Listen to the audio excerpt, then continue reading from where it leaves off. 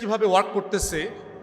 আওয়ামী লীগ পুনর্বাসনের রাজনীতি, আমাদের ডিপ স্টেটগুলো রাজনৈতিক দলগুলোকে ডেকে ডেকে নিয়ে বলছে যে একটা ইনক্লুসিভ নির্বাচন করতে হবে। সেপ্টেম্বর, অক্টোবর, নভেম্বর, ডিসেম্বরে দেখেন এটা হলো প্রথম পর্ব নাটকের ইনক্লুসিভ ইলেকশন। ইনক্লুসিভ ইলেকশনটা কী জিনিস?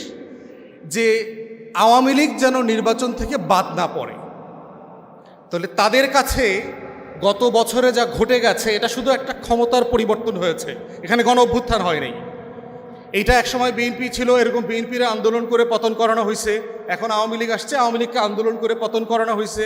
একসময় এরশাদ ছিল, এরশাদকেও আন্দোলন করে পতন করানো হয়েছে। বাস্তবতাটা কি আসলে তাই? এরশাদ বিরোধী আন্দোলন, বিএনপি জামাত বিরোধী আন্দোলন আর গত বছরের গণ অভ্যুত্থান কি এক জিনিস? কিন্তু তারা দেখবেন মিডিয়াতে সবাইকে একই ভাষায় বলবার চেষ্টা করতেছে। অতএব তো স্বৈরাচার বিরোধী আন্দোলনের পরে এরশাদ নির্বাচন করে নাই, এরশাদের লোকজন 30-35টা সিট পাইছে না 91-তে।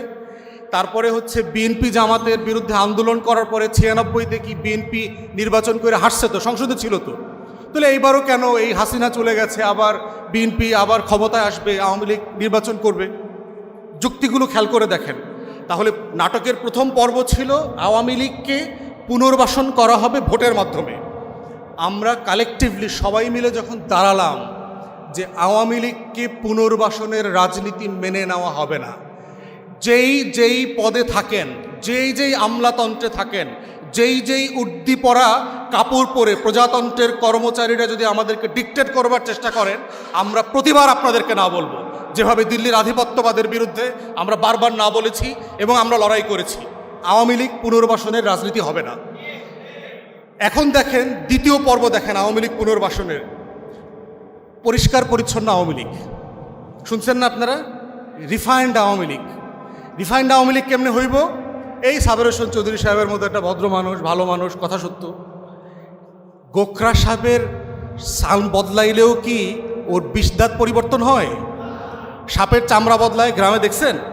হ্যাঁ, সাপের চামড়া বদলায় না? চামড়া বদলাইলে কি ওর খাইসলত বদলায়? খাইসলত বদলায় না। আওয়ামী লীগ হইল সেই রকম গোখরা সাপ। অতএব এই গোখরা সাপ বারবার কইব যে ভাই আমি কিন্তু এখন নাচতে পারি, আগের মধ্যে চিল্লাচিল্লি করি না, আমি এখন নাচি, তো আমার নাচ দেখতে আসেন। ও নাচের ফাঁকেও সুযোগ পাইলে কি করবে? ছোবল দেবে। আওয়ামী লীগ হচ্ছে গোখরা সাপ। ও যে পোশাক পরে আসে, ও যত ভদ্র ভাষায় কথা বলে, ও যত সুন্দর করে নাচে, দিন শেষে ও আওয়ামী লীগ, ও দিল্লির দালাল, আমার নিরাপত্তার হুমকি। এটা হলো বটম লাইন। অতএব সেই বয়ানের রাজনীতি বুঝতে হবে। এটা হচ্ছে বাংলাদেশপন্থী রাজনীতি। এইটা হচ্ছে আওয়ামী লীগ পুনর্বাসনের দ্বিতীয় পর্বের নাটক। যে একটা দেখছেন না, সোহেল তাজ তার বাপের 100 বছরের জন্মদিবস না কি দিবসে গেছে তার বোন রেলয়া প্রধান উপদেষ্টাকে দাওয়াত দিতে, খেয়াল করছেন? সোহেল তাজ তো ভালো মানুষ, পলিটিক্সে নাইটাই খালি শরীর বাড়ায়, খালি শরীর নাড়াচাড়া করে, ভালো মানুষ। ওই গোখরা সাপ, একজন পাঞ্জাবি পরা গোখরা সাপ আর একজন হলো বডি বিল্ডিং গোখরা সাপ, সুযোগ পাইলেই কামড় দিবে। অতএব এই সুশীল ভদ্র আওয়ামী লীগের দ্বিতীয় পর্বের রাজনীতি পুনর্বাসনে ব্যর্থ হয়েছে। পপুলার এটা সাপোর্ট নাই, কোনোভাবে এটা হইতে দেওয়া হবে না। এখন হচ্ছে তৃতীয় পর্বের আওয়ামী লীগের পুনর্বাসনের রাজনীতি শুরু হয়েছে। সেইটার নাম হলো আওয়ামী জাতীয় পার্টির রাজনীতি। সেটা কি জিনিস তো বুঝতে পারছেন না? আওয়ামী লীগকে পুনর্বাসন করেছে বাংলাদেশের সব রাজনৈতিক দল, এটা আমি বারবার বলেছি।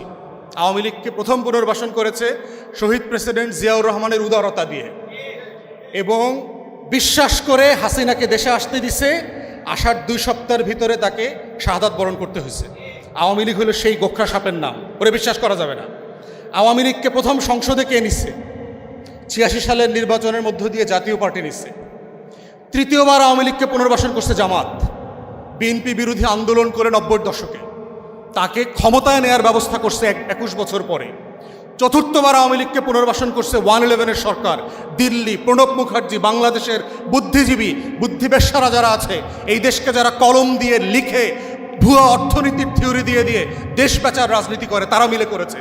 আওয়ামী লীগকে যারা বিশ্বাস করে পুনর্বাসনের রাজনীতি করেছে, তারা সবাই এই দেশে অভিশপ্তের শিকার হয়েছে, সবাই হয়েছে, সবাইকে মূল্য দিতে হয়েছে বাংলাদেশে। অতএব যারাই কোনো না কোনো নাটকের মধ্য দিয়ে আগামী দিনেও আওয়ামী লীগ পুনর্বাসনের চেষ্টা করবে, তাদের জন্য অভিশাপ ওই ছোবল রেডি আছে। কিন্তু কোনো না কোনো ফর্মে অভিশাপের শিকার হইতেই হবে, কারণ এই মাটি মির্জাফরের রক্ত নিতে পারবে না। আওয়ামী লীগের জন্ম কোন দিনে জানেন? কেউ জানেন? ওর জন্ম হয়েছে পলাশী দিবসে 1949 সালের 23শে জুন।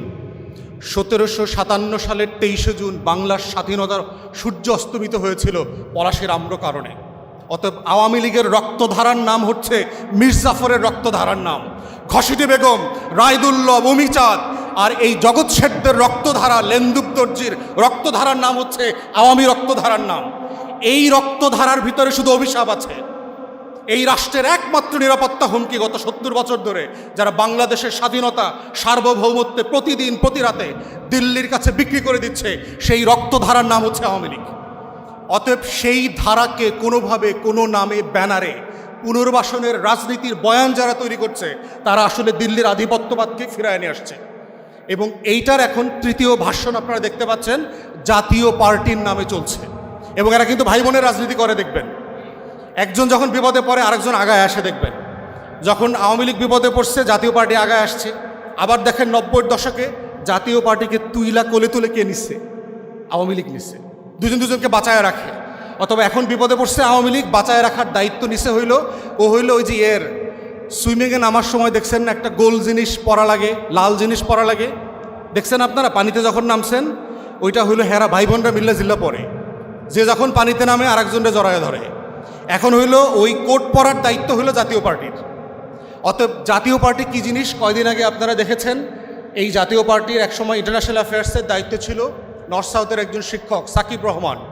তার একটা লেখা আসছে দেখবেন নেত্র নিউজে, বাংলাতে এবং ইংরেজিতে। যারা রাজনীতি করছেন তারা দয়া করে পড়বেন। তাকে কিভাবে ইন্ডিয়ান হাই কমিশন ইন্টারফেয়ার করে জিএম কাদেরকে নোটিশ ছাড়া 1 ঘন্টার ব্যবধানে ডিসমিস করছে, কারণ ইন্ডিয়ান হাই কমিশন ইন্টারফেয়ার করছে। এইরকম বহু ঘটনা আছে। জাতীয় পার্টিকে কিভাবে তারা এখনও নাচতেছে। ও হচ্ছে সাপুরে আছে না, ও হইল ওই সাপুরে দেখছেন না গান দিয়া সাপ নাচায়, তো জাতীয় পার্টি হইল ওই সাপুরে হইল দিল্লিতে, আর ও বাংলাদেশে বসে নাচে। অতএব এই হচ্ছে আওয়ামী পুনর্বাসনের রাজনীতি। এই রাজনীতির বয়ান সম্পর্কে আমাদের সহযোদ্ধাদেরকে, রাজনৈতিক কর্মীদেরকে সচেতন থাকতে হবে। এবং যে বিভক্তি তৈরি হচ্ছে মনে রাখতে হবে যে আমরা সবাই বাংলাদেশের পক্ষে, গণ অভ্যুত্থানের পক্ষে। প্রতিযোগিতা থাকবে, প্রতিদ্বন্দ্বিতা থাকবে, কিন্তু সেটা যেন কেউ কারো বিরুদ্ধে শত্রুতায় রূপান্তরিত না হয়। বিএনপি জামাতের শত্রু না, জামাত এনসিপির শত্রু না, এনসিপি এবি পার্টির শত্রু না, আমরা কেউ কারো শত্রু না, এটা মাথায় রাখতে হবে। আমাদের সবার কমন শত্রু হচ্ছে দিল্লি, আমাদের কমন সব শত্রু হচ্ছে আওয়ামী লীগ। এইটাকে কেন্দ্র করে আমার সবার রাজনৈতিক কর্মসূচি সাজাতে হবে।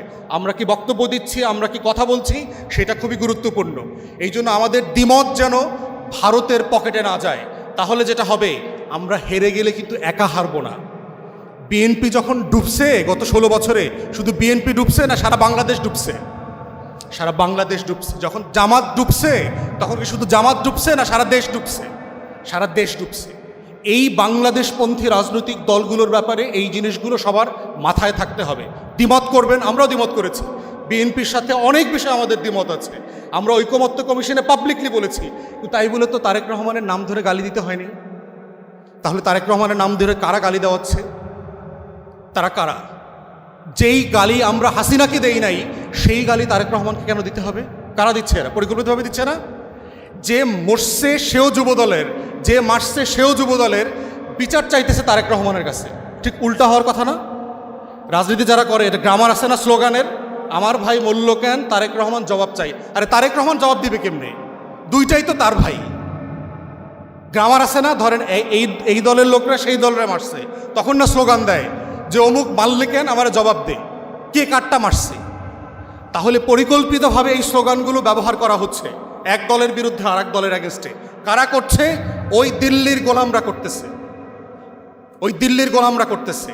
এই জন্য এই গুপ্ত রাজনীতি, এইটা সেইটা বলে একজন আরেকজনকে ট্যাগিং করলে যেটা হবে, মাইর খাওয়ার সময়, গুলি করার সময় গুলিটা শুধু ছাত্র দলের বুকে লাগবে আর শিবিরের বুকে লাগবে, গুলি কিন্তু দল চেনে না, মাথায় রাখেন।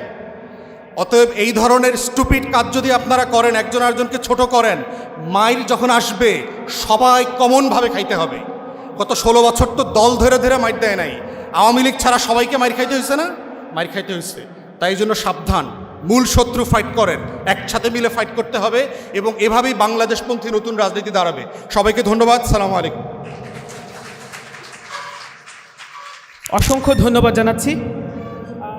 আপনারা জানেন আজকে আমাদের অনুষ্ঠানে গণ অধিকার পরিষদের সভাপতি নুরুল হক নূরের উপস্থিত। আপনারা দেখেছেন গতকালকে রাতে আমাদের জুলাই সহযোদ্ধা নুরুর উপরে যে ন্যাক্কারজনক হামলা হয়েছে, আমরা পুলিশ এবং সামরিক বাহিনীর সেনা সদস্যদেরকে যাদেরকে দেখলাম, পাশাপাশি কিছু পুরাতন আমলের হেলমেট বাহিনীর কিছু সদস্য দেখলাম আমরা, হলুদ হেলমেট পরা, এবং এই সবাই মিলে গত এক বছরে আমরা দেখি নাই যে কোনো আওয়ামী লীগের নেতাকেও ধরার পরে এই লেভেলে পিটাইছে।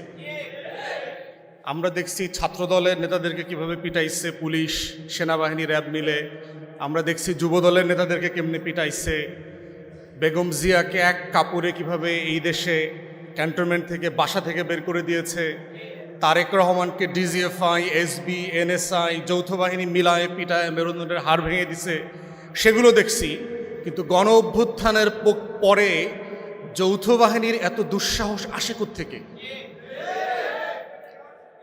এইটা এখন আমাদেরকে সবাইকে সিরিয়াসলি এই বিষয়ে আমাদেরকে প্রশ্ন করতে জানতে হবে যে এই বাহিনী যারা গত 16 বছর দিল্লির আধিপত্যবাদ কায়েম করেছে, যাদের কারণে বাংলাদেশে 111-এর মতো একটা ইলেকশন ইঞ্জিনিয়ারিং হয়েছে, যারা বাংলাদেশকে গত 16 বছর ধরে পরতে পরতে দিনে রাতে দিল্লির কাছে বেচে দিয়েছে, তাদের এত বছরে তো এই মুরত ছিল না দিল্লির আধিপত্যবাদের বিরুদ্ধে আওয়ামী নেতা কর্মীদেরকে পিটাইতে। তো সাডেনলি এত দুঃসাহস, এত সাহসী ওনারা কেমনে হয়ে উঠলো? সমস্যাটা কোথায়? এবং আবার দেখবেন প্রতিবাদ করলে আমারে আপনারে বলবে আর মব জাস্টিস করতেছে। এই যে দেখেন যে কিভাবে বয়ানের রাজনীতি তৈরি করে। আমি এই অবদানের আলোচনাতে আসলে ঢুকবো না, আমি পার্সোনালি এগুলো পছন্দ করি না। আমি জুলাই আগস্টে আমার গত বছরের কোনো ছবি আমি দেইনি, কোনো ভিডিও দেইনি, কারণ আমি এই অতীতমুখিতাকে খুবই অপছন্দ করি। এটা জাতির জন্য ক্ষতিকর। নিজেদের অতীত নিয়ে, নিজেদের গৌরব নিয়ে, নিজেদের অবদান নিয়ে পড়ে থাকলে যেটা হবে, দিন শেষে এই ভবিষ্যতের আলোচনাটা আমরা করতে পারবো না। তা আপনারা যারা জুলাইয়ের তরুণ সহযোদ্ধারা এখানে আছেন, আপনাদের জন্য কয়েকটা মানে খাবারের আইটেম আর কি, পলিটিক্যাল খাবারের আইটেম বলে আমি শেষ করবো আর কি। প্রথম হচ্ছে বয়ানের রাজনীতি বোঝা, যে কিভাবে বয়ান তৈরি করা হয়। আপনারা অনেকেই খুবই তরুণ ছিলেন, আমরা যারা বিএনপি জামাতের ওই 5টা বছর দেখেছি কিভাবে পরিকল্পিতভাবে বাংলাদেশে জঙ্গি নাটক তৈরি করা হয়েছে। বাংলাদেশে জিয়াউর রহমানকে কিভাবে পাকিস্তানের চর বানানো হয়। মানে আপনি চিন্তা করে দেখেন, যেই কালোকোট পরা পেঙ্গুয়েনদের নেতা শেখ মুজিব পালায় চলে যায়, ও হইল জাতির জনক।